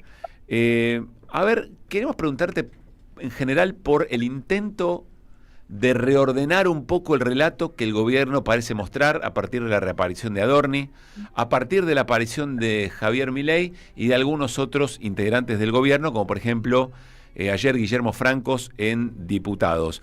A ver si podemos resumir quizá en un testimonio de Milei, en alguna de las cosas que dijo Javier Milei en las últimas horas ante el CICIP, un lugar también de empresarios. Javier Milei habló sobre el tema de las coimas, por ejemplo, ¿no? Y va ahí construyendo su relato de una casta que le quiere poner obstáculos. Escuchá. Nuestra campaña inventaron salvajadas de venta de candidaturas, que íbamos a habilitar la venta de órganos, que permitiríamos que los niños compraran armas por internet. Digamos, y cuántas de tantas aberraciones que dijeron, como el incesto, como la zoofilia, se cansaron de decir todo tipo de barbaridades. La opereta de esta semana no es más que otro ítem en la larga lista de artilugios de la casta y, tal como en todas las anteriores, una nueva mentira. Como en todos los otros casos, dependerá de la justicia esclarecerlo y nosotros nos encontramos a su disposición una vez más. Bien, allí Javier Milei, opereta, como una de tantas, estamos a disposición de la justicia. Y después es una referencia, Juan Carlos, y ahí te escuchamos, que me parece interesante cómo encuadra o en qué lugar pone el resultado electoral de septiembre el presidente de la Nación. Entonces era a todo o nada. Y eso es lo que está haciendo el kirchnerismo, está tirando todo en esta elección. ¿Por qué? Porque esto es un techo para el kirchnerismo el 7 de septiembre. Es decir, el 26 de octubre con un mejor sistema de elección, porque vamos a tener la boleta única papel, porque se tiene que validar la gestión nacional, ¿sí? Porque ya habrán utilizado el aparato en septiembre y no en octubre, más las divergencias y discrepancias que tienen ellos. Eso lo que va a hacer es que el resultado que tengan en octubre va a ser peor que el que tienen en septiembre. Nosotros sabemos que nuestro septiembre es un piso y que lo mejor vendrá en octubre. En ese contexto hay una elección en la provincia de Buenos Aires que es, para el kirchnerismo, es definitoria. Y si nosotros llegamos a hacer una buena elección que permita inferir un gran resultado en octubre, o le ganamos por un voto, habremos puesto el último clavo al cajón del kirchnerismo, y por eso están tan nerviosos. Bueno, Juan Carlos, a ver, me parece que empieza a estar bastante clara la manera en que el gobierno sale a responder a la gran crisis en la que se metió, ¿no? Sí, empecemos por esto último, así ya lo dejamos planteado, ¿no? Creo que vos recordás, Pablo, que teníamos en una radio amiga los domingos a la mañana unos comentarios y en un punto decíamos, confesó. Sí. Esta es la confesión, descubríamos la confesión. Bueno, creo que lo del presidente es una confesión de que tienen previsto una derrota en septiembre, ¿no es cierto? Lo mejor para nosotros, dice, va a venir en octubre. Lo de septiembre es un techo. Bueno, no quiero repetir. No me juzguen, no me suelten la mano por la elección de septiembre. Claro. Creo que tienen una previsión de derrota.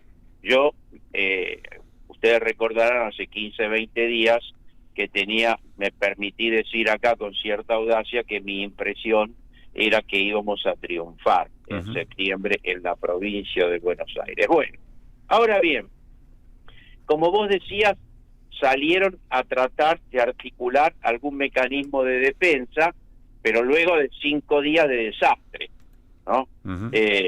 Entonces, yo a donde creo que nosotros tendríamos que, de algún modo, centrarnos, es en esto que él intenta ahora reponer, que es el tema del relato, es el tema del discurso, o lo que podríamos también decir batalla cultural, porque creo que es la madre de todas las batallas. Recordemos que nosotros fuimos derrotados en octubre, en gran medida precisamente porque el relato, el discurso de Milei pudo funcionar en millones de argentinos y argentinas. Cierto es que los discursos funcionan cuando a su vez hay una cantidad de realidades objetivas, más que nada en lo económico y en lo social, que contactan con el discurso. Ahora, viniendo al presente, yo creo que lo que viene ocurriendo antes del episodio de corrupción es que el gobierno viene teniendo derrotas parlamentarias severas, como muy pocas veces yo recuerdo que tenga tantas derrotas, en un aspecto que el mileísmo, la ultraderecha, había decidido una batalla estratégica, que era liquidar al Parlamento al nido de ratas. Sin embargo, el Parlamento, en vez de ser liquidado, adquirió un protagonismo muy importante. Segundo punto, viene en crisis con su propio modelo económico, sustentado en lo financiero, en el tipo de cambio, en lo bancario, que tiene una tensión enorme, y para dar respuesta a eso está generando una cantidad de medidas con fuerte impacto social. Y todo eso ahora está embadurnado con el tema de los latrocinios del gobierno y la corrupción. Por lo tanto, yo creo que ahí está planteado la cosa. Por eso creo que hay una dicotomía, una distancia, o por momentos un abismo, entre lo que le escuchamos decir recién al presidente, que es lo mismo que dijo en la campaña electoral a lo largo de todo un año y medio, con la diferencia que en los hechos objetivos, la situación de la economía, la situación del empleo, la situación del tipo de cambio, la sensación sobre el dólar, la sensación sobre el Parlamento, en fin, los datos objetivos lo desgastaron y están mucho más aislados entre la realidad y el discurso. Por lo tanto, creo que ahí está el eje. El discurso, la famosa narrativa y todo eso, creo que está en una situación, no sé si de quebranto, creo que todavía no, salvo una parte que es probable que sí, y otra parte que todavía le falte madurar esa situación. Pero ahí creo que hay el punto de derrota central que está sufriendo el gobierno y que va a tener impacto electoral. Claro. Ahí hay una pregunta para hacerse, Juan Carlos, y es, creo que nos la hicimos la semana pasada, ¿qué novedad puede ofrecer el gobierno de Milei que no sea todo lo que ya hizo? Y me parece que va en todas las direcciones, en términos de su propia manera de decir la política, en esa emocionalidad violenta, si esos chistes ya los conocemos, respecto de cómo conduce la relación con otros espacios de la política, no sé, podrá ser un poco más pragmático, pero hoy volvió el presidente a decir que iba contra la casta y que las ratas del Congreso y que iba a redoblar la apuesta. En términos de su manera de entender a la casta, a la corrupción y la honestidad, parece estar por lo menos ahora, si no quebrado, muy bajo sospecha. Y en términos económicos, bueno, está visto que hay una tensión o una volatilidad muy grande. Es decir, ¿qué es lo que tiene a mano en su caja de herramientas el gobierno para tratar de recuperar la centralidad, el protagonismo, o que el resto de la política corre de atrás, como me parece que pasó en la mayor parte de su gobierno? Sí, precisamente, es interesante lo que vos decís. Yo estoy tratando de pensar rápidamente y creo que no tiene nada a mano, pero me guío además con el discurso que acabo de escuchar brevemente, sí, que es muy repetitivo de lo mismo. En términos parlamentarios intentó cosas estrafalarias que ya no funcionan, como por ejemplo la plata que está en el colchón, ¿no?, que ya era una locura, fracasó. En términos internacionales ya no puede hacer, no sé, más sumisión con Trump internamente. O sea, yo no me imagino nuevos golpes de efecto, claro, que puedan influir. La verdad, siempre los fascismos son temerarios, ¿no? Los fascismos son audaces y no podríamos decir que no lo sea este tipo. Pero la verdad, creo que la caja de herramientas le quedan muy pocas y están muy desgastadas las herramientas, repite lo mismo.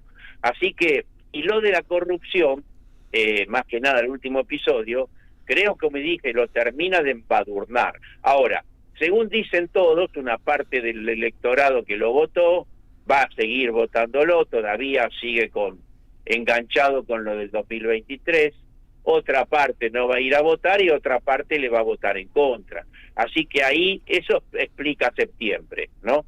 Alguien me dirá, no, hay muchas otras razones. Claro que hay muchas otras razones económicas, sociales, la recomposición de la oposición, el hecho de que la oposición tuvo un quilombo bárbaro, pero ahora tiene una boleta única y está unida. Hay 1000 factores, pero creo que se enfrenta a otro gran problema, que parece obvio, que es la derrota electoral de septiembre. Claro. Si no, lo estamos pasando como... y para la oposición es un triunfo en septiembre, si eso ocurriera... Claro, todavía no ocurrió, ¿no? Todavía no. No ocurrió, pero si ocurriera, como dice Milei, entonces creo que habría una recomposición del factor subjetivo, emocional, como se dice ahora, sí, muy interesante, ¿no? Porque iría recomponiendo el daño subjetivo, emocional, que sufrió la oposición en octubre y le duró hasta ahora. Abrazo grande, Juan Carlos, gracias. Chao. Juan Carlos Juña, El Cafecito. Una más de Milei, esta de las piedras de ayer en Lomas de Zamora, y su experiencia por haber jugado en Chacarita, me parece también todo un hallazgo. Era muy emocionante ayer, digamos, enfrentar toda la lluvia de piedras con el profe Esper y mi hermana y algunos de los candidatos de la tercera sección. Era un espectáculo increíble. Es decir, se veía la desesperación. Les voy a contar una anécdota personal. Digo, la verdad que eso a mí no me va a asustar. Yo, digamos, lo comenté en nuestro chat en gabinete. A ver, yo cuando jugaba al fútbol jugaba en Chacarita y seguí la campaña de Chacarita 84, 85, 86. La cantidad de veces que quedé en el medio de una lluvia de piedras, ustedes no se dan una idea. Es más, en un momento a Chacarita le suspendieron la cancha y tenía que jugar de local en Campana, en la cancha de Villa Dálmine. Así que imagínense que estoy acostumbrado, digamos, a las lluvias de piedra. Los aplausos que van sumándose de a uno son como muy incomodísimos, ¿no? Había que aplaudir, dice. Además yo me imagino el chat del gabinete, o sea, no solamente nos hace ir a escuchar ópera los domingos a la noche, sí, que dura 6 horas la joda. No solamente nos pasó 3 veces sienta ya... al lado de Españuelo, además. Sí, ¿no? sí, por supuesto. Y trae a boludo como ese Españuelo. No solamente nos hace ver Homo Argentum 2 veces y la para todo el tiempo y nos lo explica, sino que además nos cuenta anécdotas de cuando era arquero de Chacarita y cuando iba a la cancha. No nos pagan para esto, dirían, ¿no? ¿Dónde está mi 3%? Es tremendo. Cuando era arquero de Chacarita, ¿tenía el escudo maletín?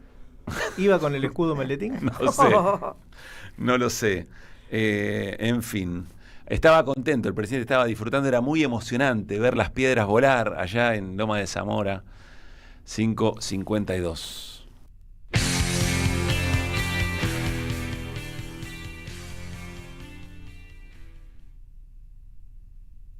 ¿Sabés qué le falta a tu carpeta de favoritos? AM530somosradio.com. El nuevo portal de AM530, con un menú diferente en la agenda informativa de la Argentina. Noticias, información exclusiva, análisis de lo que pasa aquí y en el mundo. Grandes momentos de la radio. Entrá a am530somosradio.com. Una isla en el gran océano de la red. AM530. Somos redes. Somos radio. Ya sabés que este 7 de septiembre se vota en la provincia. Ahora es importante que consultes dónde votás. Ingresá en padrón.gba.gov.ar, carga tus datos y listo. Elecciones bonaerenses. Gobierno de la Provincia de Buenos Aires. ICBC. El futuro nos inspira. AM530 tiene memoria. No hay solución para el país con esta política y lo saben. Por eso apuntan a que cuando esto se caiga después de las elecciones, no haya una alternativa organizada en el país, no haya liderazgos que puedan conducir un proceso político que va a ser difícil y que requiere patriotismo y también coraje para plantarse frente a los que hay que decirle que no, hay que decirle que no.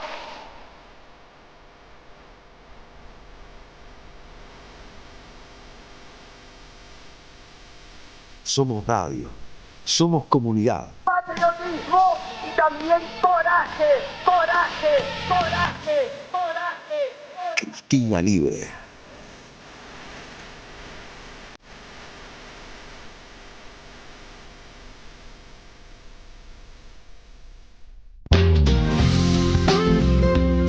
Buscamos informar, escuchar, debatir, pensar, para acercarnos entre todos a la realidad. AM530 Somos Radio. Buscamos la verdad. Siempre. Que vuelvan las ideas. Hasta las 18. Ideas que regresan en el magazine informativo de la 530. Que vuelvan las ideas. Que vuelvan las ideas. Que vuelvan.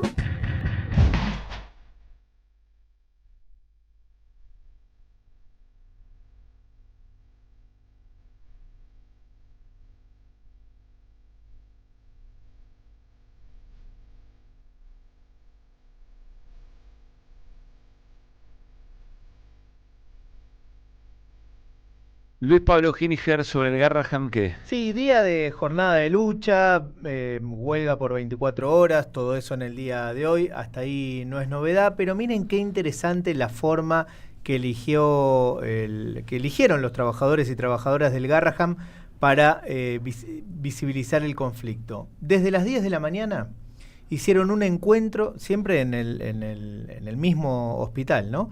Un encuentro del colectivo de escritores y escritoras comandado por la autora Claudia Piñeiro. Mira qué bien. A las 11:30 estuvieron Darío Stanraiver y la periodista Soledad Barruti. A las 13 hubo una movilización interna a la dirección del hospital y a las 14 un acto titulado La cultura abraza al Garrahan, con la participación del actor Gerardo Romano y las actrices Cecilia Roth y Cristina Vanegas. Todo eso ocurrió hoy, como forma novedosa de visibilizar el conflicto. Y en el último tramo, que debe estar ocurriendo ahora, distintos referentes de organismos de derechos humanos van a participar de un acto, o quizás estén participando ahora mismo, de un acto por memoria, verdad y justicia, que termina, o está previsto que termine, a las 6:30 de la tarde, con la entrega del premio Angelelli, que se lo van a dar al Sindicato de Trabajadores del Garrahan, otorgado por la Casa de La Rioja, en reconocimiento a la lucha. Me pareció muy interesante, valía la pena comentarlo. Néstor, de Venezuela.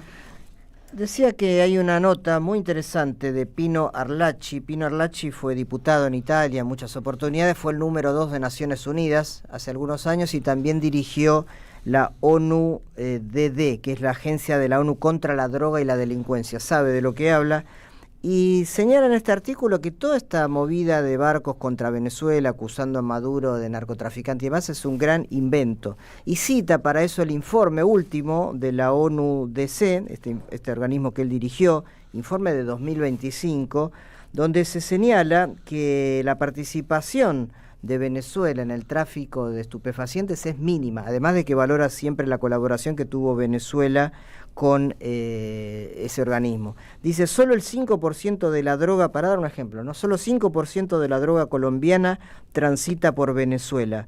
Para poner esta cifra en perspectiva, en 2018, mientras 210 toneladas de cocaína transitaban por Venezuela, en Colombia se produjo o comercializaron 2.370 toneladas, 10 veces más.